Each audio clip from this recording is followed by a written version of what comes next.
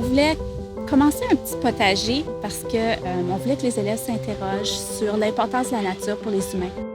Tout ce qu'on fait en tant qu'humain a des conséquences au niveau de l'environnement ou même juste le bien-être avec quelqu'un d'autre. On veut que nos élèves apprennent à respecter la nature et apprennent d'où viennent les choses, dont les aliments qu'ils mangent. On a commencé il y a environ 2 ou 3 ans, puis c'est un jardin communautaire pour l'école. Et puis finalement, c'est devenu un grand potager. Puis on l'a appelé potager crapaud. Ça veut dire collaboration, responsabilité, apprentissage, partage et observation. Ici, à l'école La Vérandrie, on planifie aussi d'avoir une ruche pour notre jardin. Les abeilles viennent aider le jardin en venant voir les fraises, puis ils prennent le nectar de la fraise et le pollen, puis ils le distribuent aux autres fruits et légumes. On a fait un petit projet pour découvrir un petit peu plus à propos des abeilles. Donc, chaque niveau est en charge de découvrir leur type d'abeilles, c'est quoi leur rôle puis c'est quoi leur importance. Et de voir si notre cours d'école, ici à l'école La Vérandrie, était bénéfique pour les abeilles, oui ou non. Je pense qu'un projet comme ce qu'on a fait ici à l'école cette année, ce qui est plaisant, c'est que ça permet aux élèves de réfléchir puis de regarder aussi c'est quoi les conséquences de nos actions.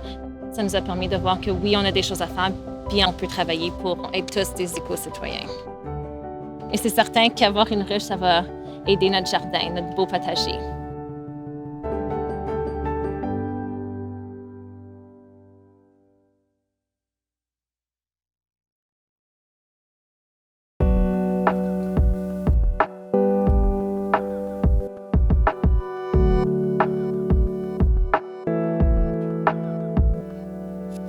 L'éco-citoyen va non seulement conscientiser sa communauté, mais va chercher les autres, va aussi essayer de promouvoir cette expérience avec d'autres gens. Ça fait quand même 4 mois que c'est fini le cours, puis ils sont encore capables d'en parler, ils comprennent encore leur projet et ils en discutent. Donc l'apprentissage, c'est pas j'ai appris par cœur puis je m'en rappelle pas, c'est un acquis, ça fait partie de leur vie. Fait le présenter comme ça à des jeunes, ils étaient contents. J'ai dit, est-ce que vous êtes disponible? Puis oui, j'avais plein de noms, ça a pris 2 minutes, tout le monde voulait venir. Là. C'est une chose connaître qu'est-ce que tu fais, c'est une autre chose de l'expliquer à quelqu'un d'autre. Je pense que ça leur permet de remettre en contexte ce qu'ils ont appris. Je pense que c'est une fierté. Ils veulent s'impliquer, ils veulent aller plus loin parce qu'ils ont vu que Éco-École, c'est pas compter des déchets, c'est vraiment s'impliquer dans le milieu.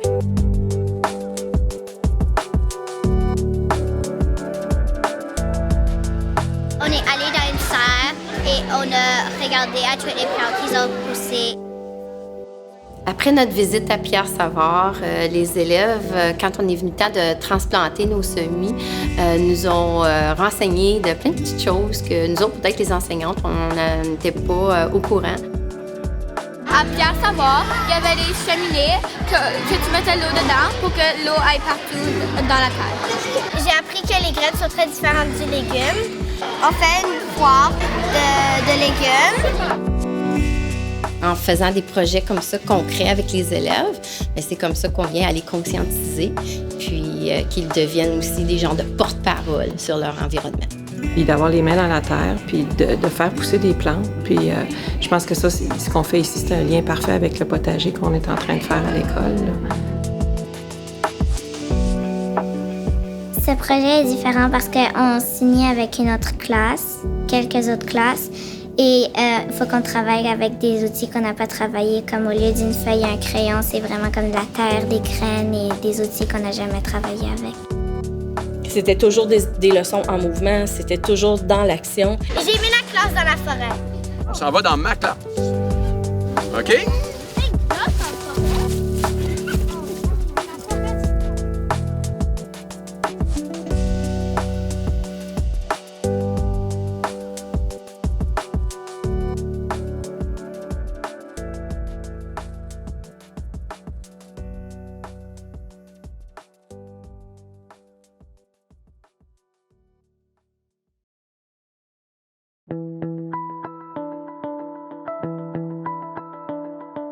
On a décidé de faire un journal qui parlerait finalement de toutes les activités environnementales qui se passaient à l'école. J'ai décidé de participer au journal parce que j'aime écrire, j'aime faire des articles. Il y a tout le monde qui se réunit pour travailler ensemble. Il y a une équipe de dessinateurs et il y a l'autre partie de ceux qui écrivent. Donc eux sont en train de rédiger le journal à travers différentes applications Google. Donc on intègre les applications Google à l'intérieur, mais aussi les élèves peuvent se placer dans n'importe quel endroit. Donc ça recoupe finalement le profil de sortie de l'élève. Ils sont affirmés, épanouis, engagés. Ça m'a vraiment permis d'apprendre plus sur des sujets que je ne savais pas. Le développement durable à l'école comprend différentes sections. Il y a la section journaliste-écrivain, donc ça c'est pour le journal écolo. Mais aussi il y a la section jardinage avec le jardin papillon Monarque. Après il y a la section de recyclage et la section d'éclairage. Finalement le journal écolo est le lien environnemental qui regroupe toutes les informations environnementales, les activités que regroupe l'école et qui permet aussi de les diffuser à la communauté parce que il est sur le site internet de l'école. Les élèves collaborent beaucoup entre eux à travers le journal. Ça m'a permis de bien travailler en équipe. Ça a été une réussite, puis les élèves aiment ça.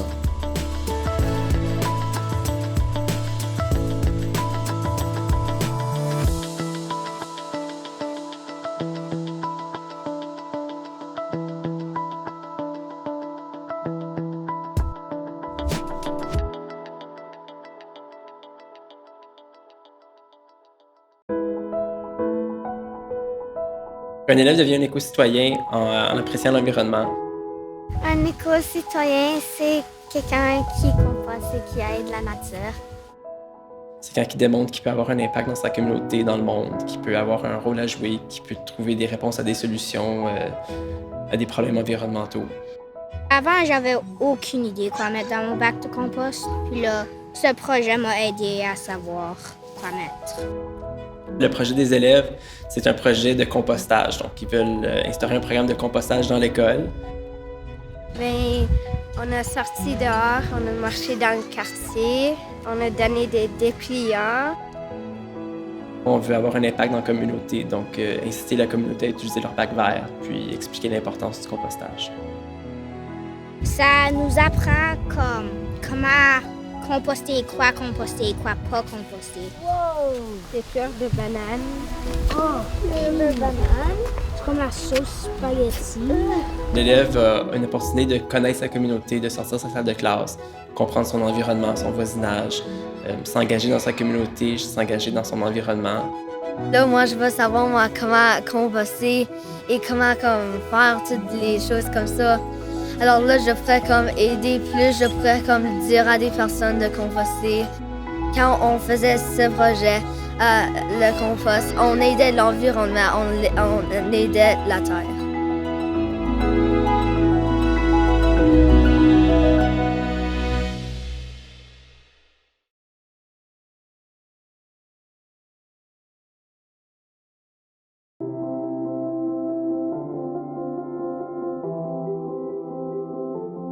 Éco-école, c'est un début pour l'éco-citoyenneté.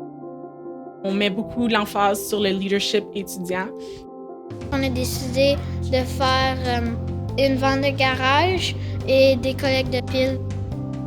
Les élèves ont pu travailler en collaboration. On avait 2 différents projets, puis tout le monde s'entraidait ensemble. Alors, notre projet, on utilise les piles, puis on les recycle, on les envoie à une compagnie, puis eux, ils font juste les recycler puis faire comme d'autres nouvelles piles.